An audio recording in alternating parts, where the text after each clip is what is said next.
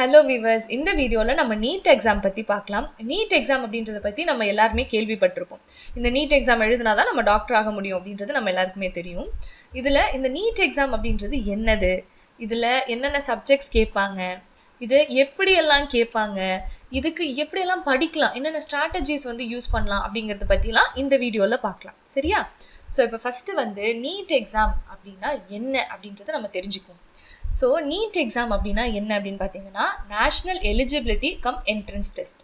இதுதான் NEET exam அப்படின்றது. இந்த எக்ஸாமை யாரு கண்டக்ட் பண்றாங்க அப்படின்னு பார்த்தீங்கன்னா, NTA நேஷனல் டெஸ்டிங் ஏஜென்சி அவங்க தான் கண்டக்ட் பண்றாங்க. ஸோ இதை என்ன பர்பஸ்க்காக கண்டக்ட் பண்ணுவாங்க அப்படின்னு பார்த்தீங்கன்னா, கவர்மெண்ட் காலேஜஸ்ல நீங்க மெடிசனுக்கு படிக்கிறதுக்கு ஜாயின் பண்ணணும் அப்படின்னா இந்த எக்ஸாம் நீங்க கிளியர் பண்ணணும். ஸோ இதை முடிச்சுட்டா நான் என்னென்ன கோர்ஸ்லாம் படிக்கலாம், டாக்டர் மட்டும்தான் ஆக முடியுமா, MBBS முடிச்ச டாக்டர் மட்டும்தான் ஆக முடியுமா அப்படின்னு கேட்டிங்கன்னா இல்லை. ஸோ MBBS படிக்கலாம், BDS படிக்கலாம், BAMSங்கிறது ஆயுர்வேதாவுக்காக படிக்கிறது, அது ஹோமியோபதி டாக்டர் ஆகலாம், சித்தா டாக்டர் ஆகலாம், ஃபிசியோதெரபிஸ்டாவும் ஆகலாம். ஸோ இந்த கேட்டகரியிலலாம் உங்களுக்கு சீட் இருக்கு. இதுல எப்படின்னா உங்களோட ரேங்க் பேஸ்டா உங்களுக்கு என்ன கோர்ஸ் வேணுமோ அதை நீங்க தேர்ந்தெடுத்துக்கலாம். ஸோ இதுல மெயினா என்ன அப்படின்னு பாத்தீங்கன்னா 4 சப்ஜெக்ட் மேஜர் சப்ஜெக்ட்ஸா கேட்பாங்க. ஸோ அது என்ன அப்படின்னு பாத்தீங்கன்னா physics, chemistry, botany and zoology இதெல்லாம். ஸோ இப்போ நமக்கு பாட்டனி, ஜுவாலஜி அப்படின்னு சொல்லி ஸ்டேட் போர்ட்ல படிக்கிறவங்களுக்கு பிரிச்சு கொடுத்துருப்பாங்க. நீங்க CBSE போய் பாத்தீங்க, NCERTயோட இதெல்லாம் பாத்தீங்க அப்படின்னா பயாலஜி அப்படின்னு ஒரு புக்லயே எல்லாத்தையுமே உள்ள கொண்டு வந்துருவாங்க. ஆனா கொஸ்டின்ஸ் உங்களுக்கு பாட்டனிலயும் சில கொஸ்டின்ஸ் வரும், ஜுவாலஜிலயும் கொஸ்டின்ஸ் வரும். ஸோ இதுல என்ன சிலபஸ் அப்படின்னு பாத்தீங்கன்னா, இந்த NCERT புக்ஸ்ல 11th and 12th ஸ்டாண்டர்டோட பிசிக்ஸ், கெமிஸ்ட்ரி, பயாலஜி இந்த 3. சரியா? ஸோ நெக்ஸ்ட் இந்த டெஸ்டோட பேட்டர்ன் என்ன அப்படின்னு பாத்தீங்கன்னா, இது ஆஃப்லைன் மோட்ல தான் எழுதுவீங்க. ஆஃப்லைன் மோட்ல என்ன பண்ணுவீங்கன்னா OMR ஷீட் கொடுத்துருவாங்க. ஸோ நீங்க அதுல ஷேட் பண்ணி தான் இந்த எக்ஸாம் பண்ண போறீங்க. ஸோ இதுல என்ன அப்படின்னா, இந்த எக்ஸாம் 13 லாங்குவேஜஸ்ல அவைலபிளா இருக்கு. இங்கிலீஷ், ஹிந்தி, தமிழ் அந்த மாதிரி 13 லாங்குவேஜஸ்ல இருக்கு. ஸோ இந்த எக்ஸாம் பாத்தீங்கன்னா 3 மணி நேரத்துக்கு நடக்கும். 3 மணி நேரத்துல 180 கொஸ்டின் நீங்க ஆன்சர் பண்ணணும். அதாவது ஒரு கொஸ்டினுக்கு 1 நிமிஷம் நீங்க டைம் எடுத்தா மட்டும்தான் 3 மணி நேரத்துக்குள்ள எல்லாத்தையுமே ஆன்சர் பண்ணி முடிக்க முடியும். ஸோ இதுல நம்ம 4 சப்ஜெக்ட் சொன்னோமா, இதுல ஒவ்வொரு சப்ஜெக்ட்லயும் 45 கொஸ்டின் கண்டிப்பா கேட்பாங்க. இதுல என்ன வரும் அப்படின்னா, ஒரு கொஸ்டின் கொடுத்திருப்பாங்க, அந்த கொஸ்டினுக்கு கீழே 4 ஆப்ஷன்ஸ் இருக்கும். இந்த 4 ஆப்ஷன்ஸ்ல ஒரு ஆப்ஷன் தான் கரெக்ட் ஆன்சர். இந்த கரெக்ட் ஆன்சரை நீங்க பண்ணிட்டீங்க அப்படின்னா உங்களுக்கு 4 மார்க் கொடுப்பாங்க. நீட் எக்ஸாம்ல நெகட்டிவ் மார்க்கிங் இல்ல. சோ உங்களுக்கு நான் தெரிஞ்ச கொஸ்டின் எல்லாம் ஆன்சர் பண்ணுங்க, தெரியாத கொஸ்டினும் ட்ரை பண்ணிட்டு வாங்க, ஆன்சர் பண்ணுங்க.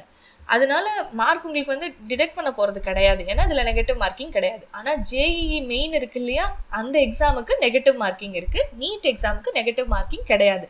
ஸோ தாராளமா நீங்க ஒரு ஃப்ளூக்ல ஒரு அட்டெம்ப்ட் ட்ரை பண்ணலாம், தப்பு கிடையாது.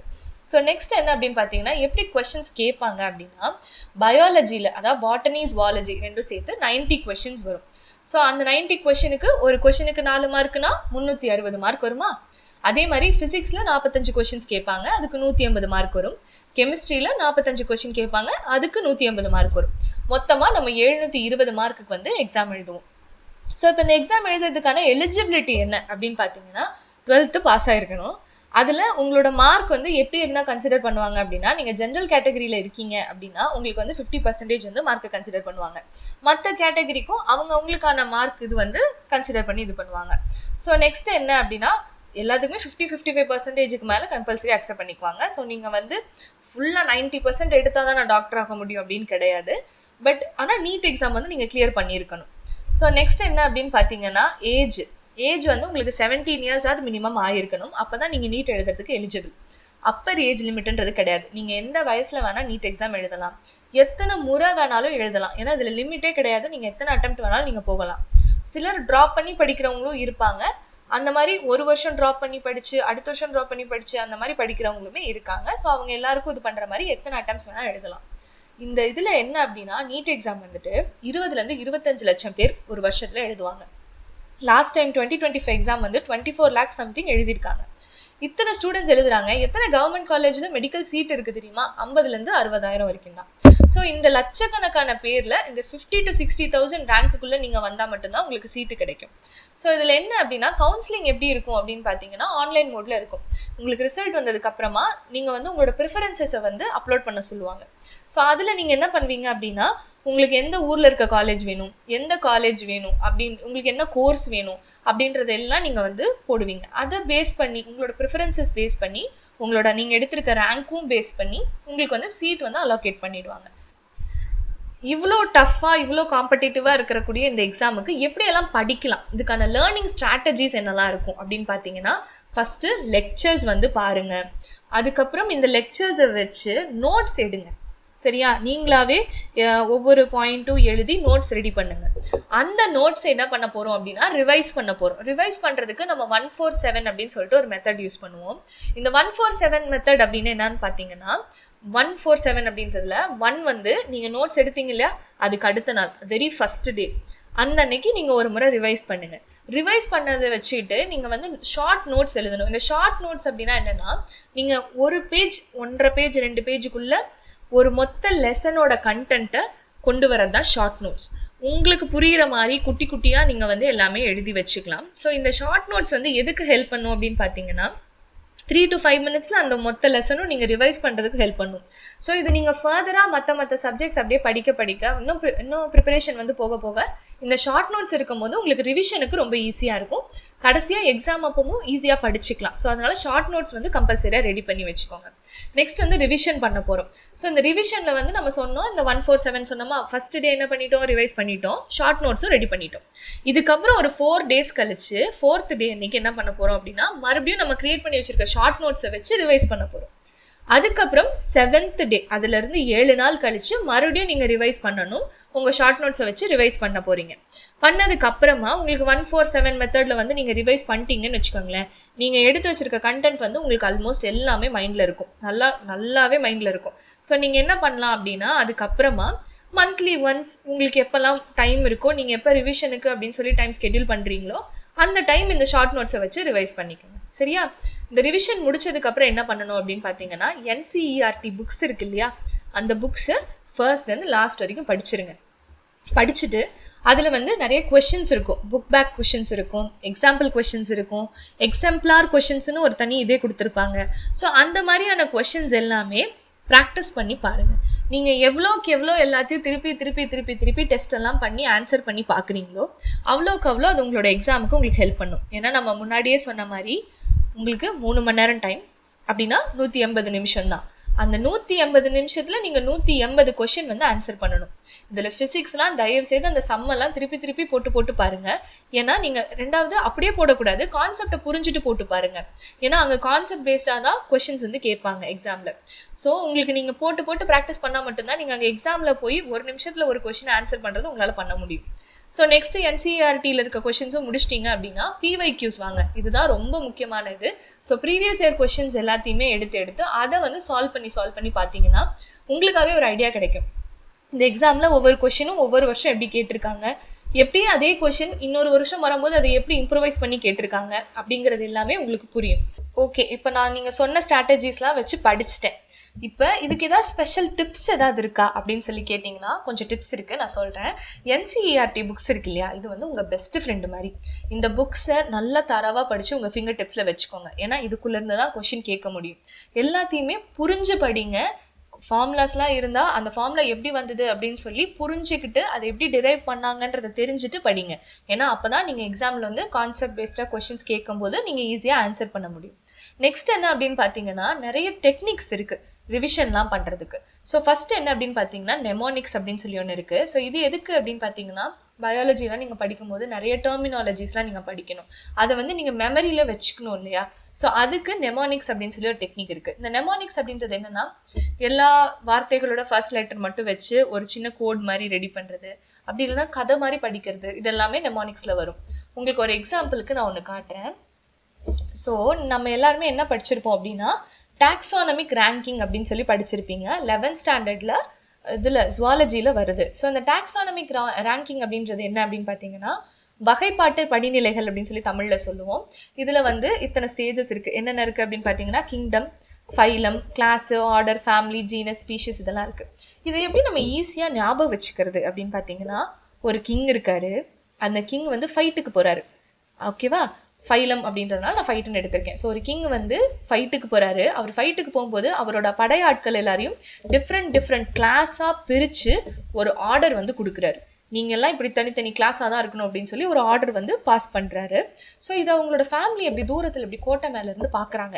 அவங்க ஃபேமிலி பார்க்கும்போது யோசிக்கிறாங்க, சே இவர் எவ்வளவு பெரிய ஜீனியஸா இருக்காருல்ல அப்படின்னு சொல்லிட்டு யோசிக்கிறாங்க. இவருக்கு ஏதாவது ஸ்பெஷலா நம்ம வந்து சர்ப்ரைஸ் பண்ணணும் அப்படின்னு சொல்லி நினைக்கிறாங்க. ஸோ இப்ப இந்த கதை வச்சு நீங்க என்ன படிச்சுக்கலாம்? கிங்டம், ஒரு கிங் இருக்காரு, கிங்டம். அவர் ஒரு ஃபைட்டுக்கு போறாரு, ஃபைலம். அவர் என்ன பண்றாரு? அவரோட படைகளை வந்து கிளாஸா பிரிக்கிறாரு. So class. அடுத்து என்ன பண்றாரு? கிளாஸா பிரிச்சு என்ன பண்றாரு? ஆர்டர் கொடுக்குறாரு. நீங்க இப்படிதான் இருக்கணும் அப்படின்னு சொல்லி ஆர்டர் பண்றாரு. So order. அதுக்கப்புறமா அவர் ஃபேமிலி அதை பாக்குறாங்க. So family. அப்புறம் ஜீனஸ், அவர் ஜீனியஸா இருக்காரு. ஸோ அவரை ஜீனஸ் அப்படின்னு சொல்றோம். அதுக்கப்புறம் ஸ்பீஷிஸ், ஸ்பெஷலா அவருக்கு ஏதாவது செய்யணும்னு நினைக்கிறாங்க. So species. இதை இந்த மாதிரி நீங்க ஞாபகம் வச்சுக்கிறீங்கல்ல, ஒரு குட்டி கதை மாதிரி நம்ம கொண்டு வந்தோம்ல, இந்த மாதிரி பண்றதுக்கு பேர் தான் நெமானிக்ஸ். உங்களோட ரிவிஷனுக்கு ஏற்ற மாதிரி, உங்களோட கண்டென்ட்டுக்கு ஏற்ற மாதிரி, உங்களுக்கு பிடிச்ச மாதிரி நீங்க நிறைய கதைகள் வந்து நீங்க கொண்டு வந்துக்கலாம். இல்ல இந்த ஃபர்ஸ்ட் லெட்டர்ஸ் எல்லாம் வச்சு ஒரு கோட் வேர்டு உங்களால கொண்டு வர முடியும் அப்படின்னா நீங்க அப்படியும் பண்ணிக்கலாம். அதெல்லாம் மெமரி பண்றதுக்கு ஒரு ட்ரிக்கா இருக்கும். நெக்ஸ்ட் என்ன அப்படின்னு பாத்தீங்கன்னா ஆக்டிவ் ரீகால்னு ஒரு மெத்தட் இருக்கு. ஸோ இந்த ஆக்டிவ் ரீகால் அப்படிங்கிறது என்னன்னா, நீங்க திருப்பி ஒரு விஷயத்த படிச்சீங்கன்னா தான் அது வந்து ஷார்ட் டேர்ம் மெமரியில இருந்து லாங் டேர்ம் மெமரி போகும். இப்போ நான் உங்ககிட்ட ஒரு இன்ஃபர்மேஷன் சொல்றேன், செல் இஸ் த பேசிக் ஸ்ட்ரக்சர் அப்படின்னு சொல்லி நான் சொல்றேன் அப்படின்னு எடுத்துக்கிட்டீங்கன்னா, அது என்ன பண்ணுவீங்க அப்படின்னா, okay sell is basic structure அப்படின்னு அப்ப சொன்னோடனே அது உங்களோட ஷார்ட் டேர்ம் மெமரிக்கு தான் போகும். இது லாங் டேர்ம் மெமரிக்கு போகணும் அப்படின்னா நீங்க திருப்பி அதை வந்து நினைச்சு பார்க்கணும், அடிக்கடி நீங்க அதை சொல்லி பார்க்கணும். ஸோ அதுல என்னன்னா ஆக்டிவ் ரீகால் என்னன்னா, சும்மா செல் இஸ் த பேசிக் ஸ்ட்ரக்சர் நீங்க திருப்பி படிக்கக்கூடாது. நீங்க என்னன்னா செல் அப்படின்னா என்ன, அது வந்து ஏன் பேசிக் ஸ்ட்ரக்சர்னு சொல்றோம், அந்த மாதிரி கொஸ்டின்ஸ் கேட்டு நீங்க வந்து ரீகால் பண்ணணும், ஸ்பேஸ்டு ரிப்பிட்டிஷன் பண்ணணும். ஸோ என்னன்னா நம்ம முன்னாடி சொன்னால 147 மெத்தட், அந்த மாதிரி மெத்தட்ஸ் யூஸ் பண்ணி அதுல நீங்க ஆக்டிவ் ரீகால வந்து இன்கார்பரேட் பண்ணணும். நீங்க வந்து சும்மா முதல் நாள் நோட்ஸ் எடுத்து படிச்சேன், 4வது நாள் மறுபடியும் நோட்ஸ் எடுத்து படிச்சேன்னு இருக்கக்கூடாது. 4வது நாள் என்ன பண்ணணும்? ஆக்டிவ் ரீகால் பண்ணணும். ஏன் அந்த கொஸ்டின் அப்படி சொன்னாங்க, இது ஏன் அப்படி இருக்கு, அது ஏன் இப்படி இருக்கு, எதை இந்த பேர் சொல்லி சொன்னாங்க அப்படின்ற மாதிரி நீங்க நிறைய கொஸ்டின்ஸ் கேட்டு ரீகால் பண்ணணும். உங்களுக்கு தெரிஞ்ச இன்ஃபர்மேஷனை நீங்க ரீகால் பண்றீங்க. சரியா? நெக்ஸ்ட் வந்து ஃபைன்மேன் டெக்னிக் அப்படின்னு சொல்லி சொல்லுவாங்க. இதை கண்டுபிடிச்ச ஒரு பேர் ஃபைன்மேன், அதனால ஃபைன்மேன் டெக்னிக் அப்படின்னு சொல்லுவாங்க. ஸோ ஃபைன்மேன் டெக்னிக் அப்படின்றது என்னன்னா, அதாவது ஒரு சின்ன குழந்தை, ஒரு 5 வயசு 7 வயசு குழந்தைக்கு நீங்க படிக்கிற கான்செப்டை நீங்க சொல்லி கொடுக்கறதா நினைச்சிட்டு நீங்க எக்ஸ்பிளைன் பண்ணீங்கன்னா எப்படி எக்ஸ்பிளைன் பண்ணுவீங்களோ வாய் விட்டு எக்ஸ்பிளைன் பண்ணணும். அப்படி எக்ஸ்பிளைன் பண்றதுக்கு பேர் தான் ஃபைன்மேன் டெக்னிக். ஸோ நீங்க வந்து ஒரு 7 வயசு குழந்தைக்கு அந்த விஷயத்த நீங்க சொல்லி தரீங்க அப்படின்னா நீங்க எவ்வளவு கிளியரா அதை சொல்வீங்க, எவ்வளவு ஆஸ்பெக்ட்ஸை வந்து டிஃபைன் பண்ணி சொல்வீங்க. சும்மா மொட்டையா ஒரு கண்டென்ட்டா சொல்ல மாட்டோம் இல்லையா? ஸோ நீங்களும் தரவா படிச்ச மாதிரி இருக்கும், ஒரு விஷயத்த அதனோட பேஸ்ல இருந்து நீங்க படிச்ச மாதிரி இருக்கும். அதனால ஃபைன்மேன் டெக்னிக் வந்து நீங்க யூஸ் பண்ணலாம். It's nothing but teaching to someone. நீங்க எதிர் கண்ணாடி முன்னாடி வச்சுட்டு உங்களுக்கு நீங்களே கொண்டு டீச் பண்ணலாம். இல்ல பொம்மை ஏதாவது வச்சிருந்தீங்கன்னா அந்த பொம்மையை வச்சுட்டு டீச் பண்ணுங்க. அதுவும் இல்லையா, சும்மா செவத்த பார்த்த மாதிரி உட்காந்து டீச் பண்ணுங்க. நீங்க வாய் விட்டு சொல்லி டீச் பண்ணி படிக்கிறது எல்லாருக்கும் ஒர்க் ஆகும்னு சொல்ல மாட்டேன், பட் ஒரு சிலருக்கு கண்டிப்பா ஒர்க் ஆகும். நெக்ஸ்ட் என்ன அப்படின்னு பாத்தீங்கன்னா மைண்ட் மேப் பண்றது. மைண்ட் மேப் அப்படின்னா என்னன்னா, ஃப்ளோ சார்ட் இருக்குல்ல, ஸோ அந்த மாதிரி நீங்க பண்றது. இந்த மைண்ட் மேப்ல வந்து உங்களுக்கு பிடிச்ச மாதிரி நம்ம சொன்ன நெமானிக்ஸை நீங்க ஆட் பண்ணிக்கலாம், குட்டி டிராயிங்ஸ் வரைஞ்சு வச்சுக்கலாம். இது என்னன்னா ஒரு கான்செப்டை நீங்க வந்து எப்படி விர்ச்சுவலா வந்து நீங்க இது பண்ணலாம் அப்படிங்கறதா மைண்ட் மேப். நிறைய ஃப்ளோ சார்ட்ஸ் போட்டு கொண்டு வர்றது. நெக்ஸ்ட் என்ன அப்படின்னு பாத்தீங்கன்னா, நிறைய டெஸ்ட் ப்ராக்டிஸ் பண்ணுங்க. ஏன்னா நீங்க திருப்பி பண்ணதான் உங்களுக்கு ப்ராக்டிஸ் ஆகதான் நீங்க கான்செப்டை ஈஸியா அப்ளை பண்ண முடியும் அப்படின்றது ஒண்ணு. இன்னொன்னு, ஓஎம்ஆர் ஷீட் வந்து எப்படியாவது பிரிண்ட் எடுத்தோ இல்லை ஏதோ ஒரு வகையில அக்வயர் பண்ணி பபிள் ஷேடிங் பண்ணி பாருங்க. ஏன்னா நமக்கு அது சொல்லும் போது சிம்பிளா இருக்கும், அங்க போய் என்ன அந்த வட்டத்துல கலர் அடிக்கிறது அவ்வளவுதானே அப்படின்ற மாதிரி நமக்கு இருக்கும். ஆனா அது நிறைய டைம் எடுத்துரும். மறுபடியும் சொல்றேன், 180 கொஸ்டின், நமக்கு 180 நிமிஷம் தான் இருக்கு. ஸோ நம்ம பபிள் ஷேடிங்ல நிறைய டைம் வந்து வேஸ்ட் பண்ணிடக்கூடாது. ஸோ நீங்க அதை ரெகுலரா பண்ண நீங்க ஒரு 10 செகண்ட் எடுத்துக்கிறீங்கன்னு வச்சுக்கோங்களேன். நீங்க தினமும் பண்ணும்போது என்ன ஆகும், உங்களுக்கு ஸ்பீடு வரும். ஸ்பீடு வந்தா நீங்க அதே விஷயத்த 3 செகண்ட்ல முடிச்சிடலாம். ஸோ நீங்க ஈஸியா ஒரு கொஸ்டினுக்கு ஆன்சர் பண்ணிட்டு அடுத்த கொஸ்டின் எக்ஸாம் அப்ப அடுத்த கொஸ்டின் போறதுக்கு ஈஸியா இருக்கும். நெக்ஸ்ட் என்ன அப்படின்னா, டைமை வந்து வைஸா மேனேஜ் பண்ணணும், கரெக்டா மேனேஜ் பண்ணணும்.